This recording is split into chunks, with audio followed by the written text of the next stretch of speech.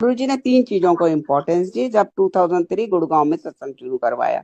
तो मैं उसकी एक गवाह हूँ। तो मैं ये बता सकती हूँ कि गुरु जी ने सत्संग में क्या क्या दिया हम लोगों को। एक तो हम लोगों को गुरबानी लगानी चाहिए अगर हम सत्संग कर रहे हैं। अगर आप कोई फंक्शन कर रहे हैं तो जो मर्जी करो, फिर गुरु जी के स्वरूप को ना लगाओ वहां पर। गुरु जी के स्वरूप को लगाना है तो उसमें हमें तीन चीजों को फॉलो करना है। गुरुबानी, दूसरा सत्संग शेयरिंग, और तीसरा लंगर की मर्यादा। तो ये गुरुजी ने जो हम लोगों को सिखाया, ये उंगली पकड़ के एक एक स्टेप कैसे नीचे बैठना है, कैसे हम लोगों को लाइक कनेक्शन बिठाना है, शब्द बानी चलानी है, और फिर लंगर मर्यादा के साथ करना है। गुरुबानी के टाइम ओनली चाय प्रसाद, और हम लोग ये है कि खिलाने पिलाने में ही लग के, और उसमें हम समोसे भी खिला रहे हैं, उसके अंदर हम जलेबी भी खिला रहे हैं, उसके अंदर कभी पकोड़े खिला रहे हैं, कभी ब्रेड पकोड़े खिला रहे हैं। फिर पेट भर के फिर कहते हैं कि अब लंगर लग जाएगा, और लंगर की जी थाली भी खत्म करनी है। लंगर में भी कितनी चीजें रख रहे हैं जो गुरुजी ने बहुत सिंपल दिया था।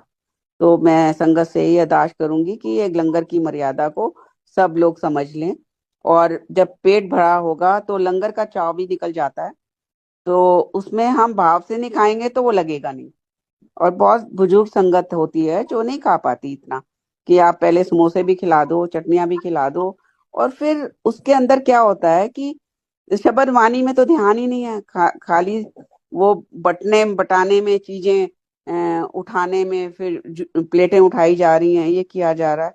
तो शब्दों की जो इम्पोर्टेंस है, जो उससे आपको हीलिंग मिलनी है, वो हम ले नहीं पाते। बहुत डिस्टरबेंस होती है, कनेक्शन नहीं बैठता। तो ये तीन चीजों का ध्यान रख के अगर सत्संग शुरू किए जाए, हाथ में खाली चाय प्रसाद, जब तक शब्द वाणी चल रही है, उसके बाद सत्संग शेयरिंग, उसके बाद जब लंगर आता है तो आप इंजॉय करो, ब्लेसिंग लो उस लंगर की।